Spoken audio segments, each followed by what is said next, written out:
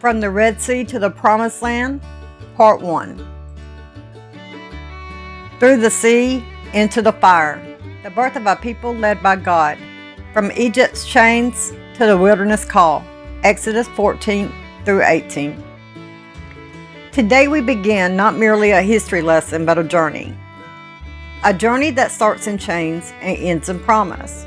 A journey that begins with fear and ends with faith. A journey that mirrors the walk of every believer who has ever trusted God while standing at the edge of the impossible. Today, we step into the shoreline of the Red Sea. The night God split the waters.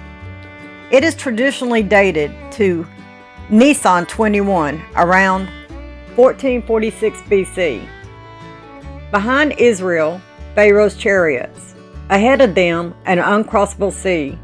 Above them, a pillar of fire by night and cloud by day. 600,000 men, plus women, children, elders, and livestock, stand trembling.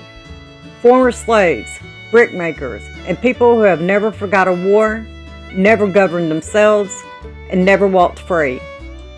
And they cry out, not in praise, but in panic. Was it because there were no graves in Egypt that you brought us out to die in the wilderness? Exodus 14:11. And here, right here, we meet the first great spiritual truth of this journey. Freedom always feels more dangerous than bondage, at first. But God does not negotiate with fear.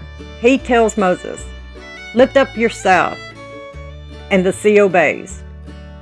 Walls of water rise on both sides. The seabed becomes dry ground. Israel walks through death and comes out alive. And when the last hill clears the shore, the waters close.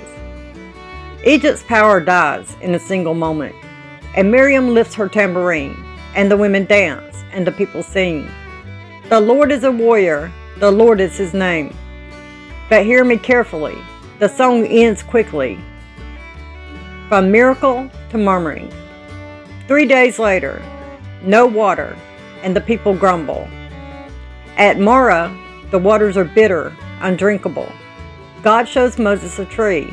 He throws it into the water, and it becomes sweet.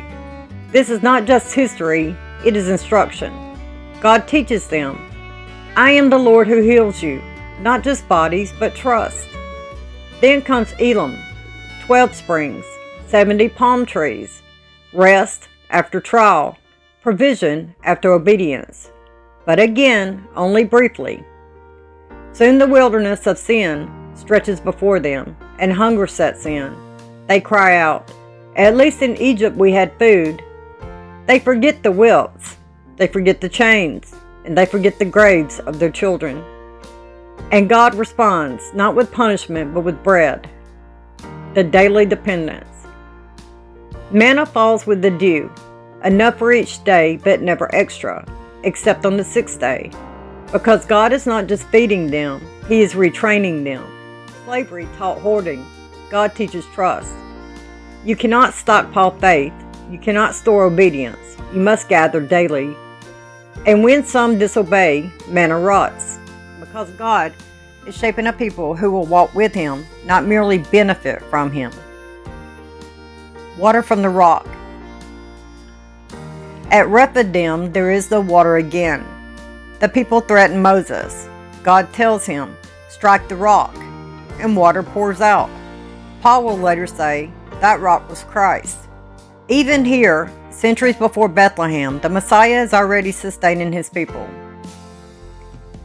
The first battle. Then comes Amalek, Israel's first war. Moses stands on the hill with the staff of God raised. As long as his arms remain lifted, Israel prevails. When they fall, Israel falters. So Aaron and Hur hold him up. This is not about muscle or strategy. This is about intercession.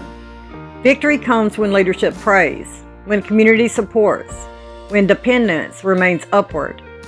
And they name the altar, "The Lord is my banner." The pattern is set.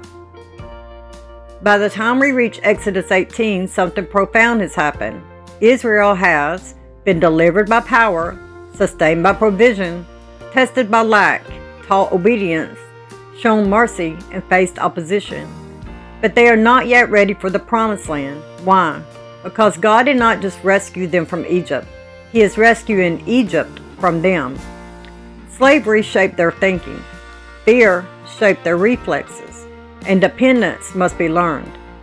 This wilderness is not a punishment. It is a preparation. The remnant lesson. This is where the remnant sees themselves. We all cross seas but still complain. We all see miracles but still fear tomorrow. We all praise but then panic. Yet God remains faithful. The same God who split the sea, feeds daily, guides continually, and fights for his people even when they don't yet know how to fight. And this is only the beginning. In the next episode, we will come to Mount Sinai, where God will speak, covenant will be sealed, and the people will learn what it means to live near a holy God. But today, remember this. If God brought you through the sea, He did not do it to abandon you in the sand. The journey has started, and the promise still stands. Please follow for episode 2, Daily Bread and Daily Trust. Manna, dependence, obedience. God bless you, and have a good day.